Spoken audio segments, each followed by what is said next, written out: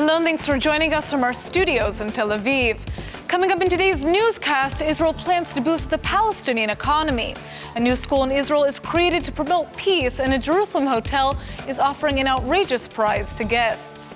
I'm Natasha Kirchak here with the latest news in Israel.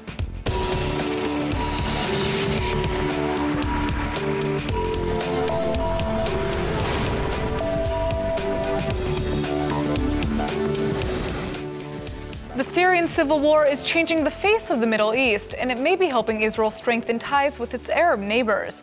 Because of the conflict, massive amounts of European products are bypassing Syria to go through Israel on their way to the Arab world. Last year, around 13,000 trucks filled with products from Turkey and Bulgaria passed through the Holy Land. That's an increase of more than 25% since 2014. In the past, most of the goods would have been transported through Syria. But now Israel will be expanding the Jordan River boarding crossing between Israel and Jordan to handle an additional 150 trucks per month and accommodate the growth. The Syrian civil war is a main reason behind the expansion, and Israel hopes it will strengthen relations between Israel and its neighbors. Just yesterday, a string of suicide bombings outside Syria's capital by jihadists killed more than 150 people, and the Islamic State has already claimed responsibility for the attacks. As a wave of terror rages on, Israel is preparing a new plan designed to boost the Palestinian economy. Israel increased relations with its Arab neighbors through commercial ties, and now it's trying to alleviate tensions with the Palestinians by turning towards the economy. Finance officials from Israel and the Palestinian Authority are hammering out an agreement to cooperate in medicine, technology, construction, and other areas. Despite the ongoing wave of terror, the plan aims to expand Israeli-Palestinian economic integration, hopefully lowering tensions amid a stalled peace process. Palestinian doctors will be invited to train in Israeli hospitals, internship opportunities will be offered with Israeli high-tech engineers, and Jerusalem will also propose allowing Palestinian construction companies to operate in Israel. Education Minister Naftali Bennett has come under a lot of fire recently for a new high school civics textbook. Critics say the book puts too much focus on Israel as a Jewish state and marginalizes minorities. Bennett has hit back at critics, and ILTV's Denise Wood has more on the story. Bennett has announced that next school year will be the year of Jerusalem unity. The Education Ministry is planning to put out an expanded curriculum for children of all ages, which will emphasize the unity of Jerusalem. Bennett says this decision will celebrate the 50th anniversary of the unification of Jerusalem and will officially launch next year on Jerusalem Day. The Education Minister claims plans for the program were advanced ahead of schedule in light of the recent wave of terror and attempts to force the Jewish population out of Jerusalem. Bennett says the program will include sending students to visit different sites in Jerusalem, as well as providing curriculum for teachers to use during the school year. Meretz MK Asawi Frej is slamming the plan, saying the Education Minister turned education into nationalism and now is teaching science fiction. As the world attempts to figure out how to save the environment, one of the biggest concerns is saving the energy that we use for electricity. It turns out an Israeli company has a solution that could change lots of cities. Oded Drori is a product engineer at Gash Lighting. Thanks for coming in. Thanks for having me. First of all, we've heard in the news this term smart city. What is a smart city? Well, a smart city is a city where different systems from different areas of expertise are synergized within something we call the Internet of Things, or IoT for short. In such cities, systems like lighting and traffic and security can be interlinked and, let's say, work together, all being controlled from a central command at the disposal of city management. And your company has created an invention called Apollo. How does that work in a smart city? Well, Apollo is a luminaire that was designed in advance in order to give as much flexibility as possible to city planners and designers in order to give those services, while being very efficient and very good at what it does, which is strictly saying lighting. It will also allow us to provide those different services. For example, cities can use the Apollo along with a camera in order to monitor security in different streets, or they can measure the level of light in order to not waste energy with unnecessary lighting and dim down luminaires.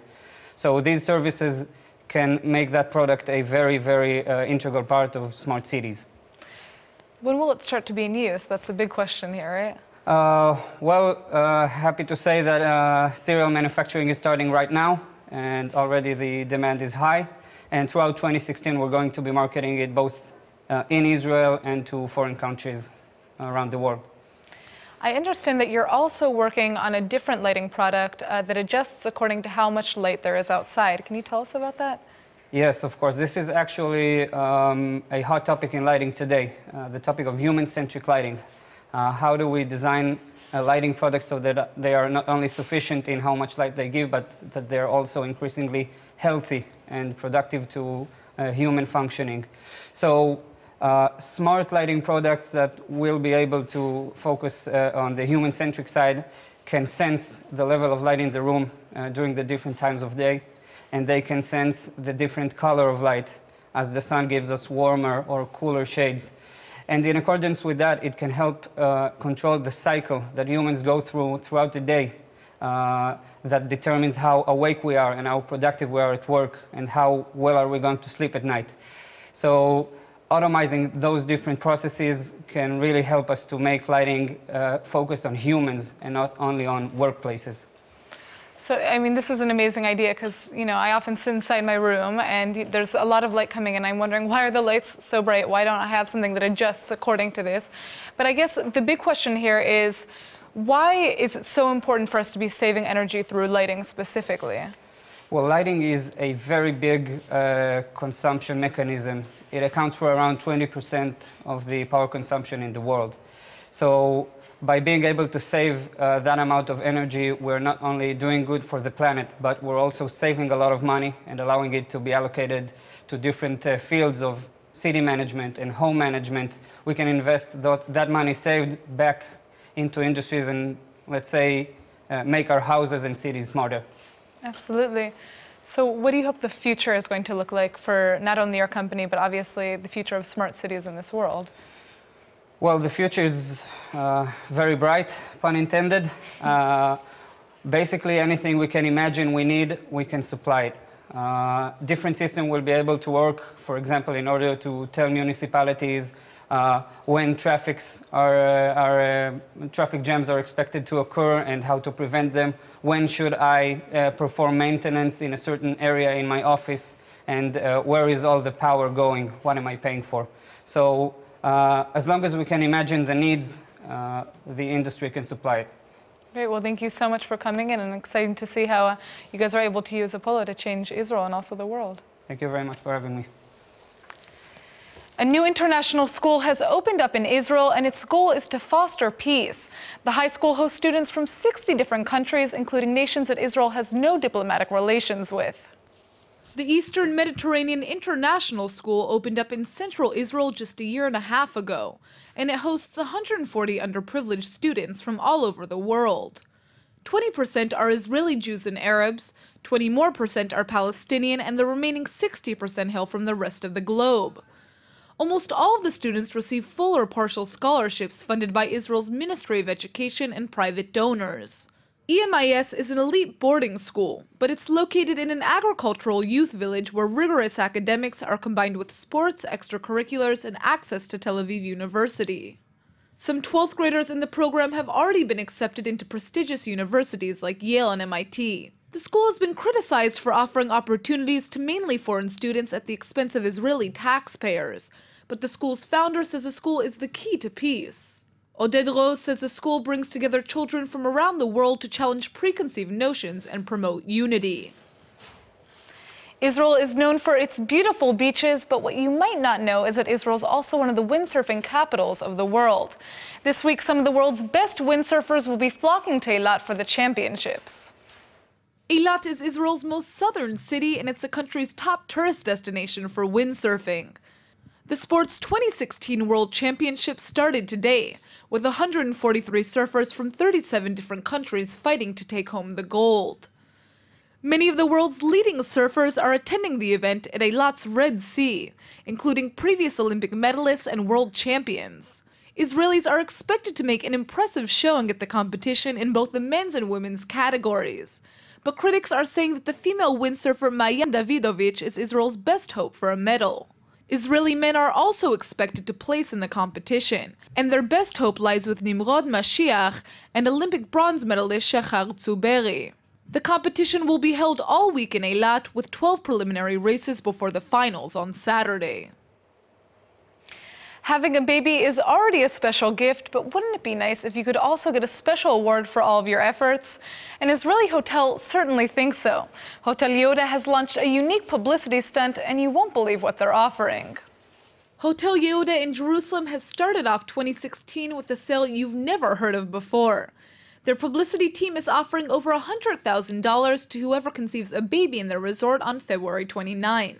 The outlandish campaign has been launched in honor of the leap year, and the prize money is being awarded to help compensate for the baby's bris, bar mitzvah, or wedding.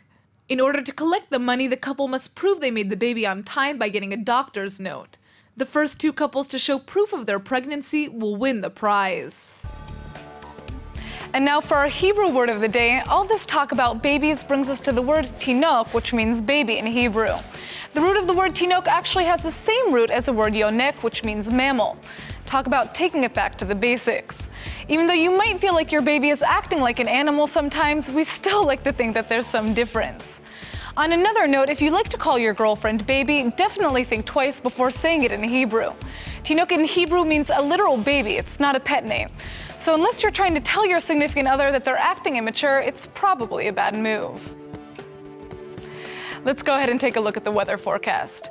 Just when we were getting used to last week's summer weather, a massive storm hit Israel, and Israeli cities are struggling to stay afloat. It's been a stormy winter day with heavy snow in Israel's Hermon mountain.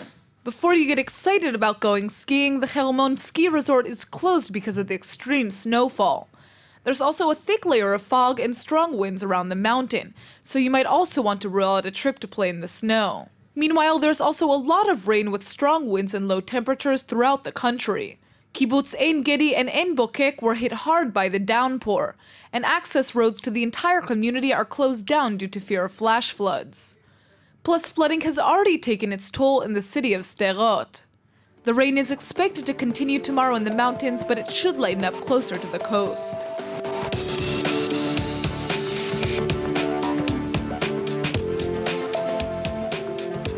All right, everybody, that's it for today's news. Today's exchange rate is 3.9 shekels to the American dollar. Remember to sign up for our daily newsletter at ILTV.tv, and don't forget to check out our update every night at 8 p.m. Eastern Time. Thanks for watching, and we'll see you tonight.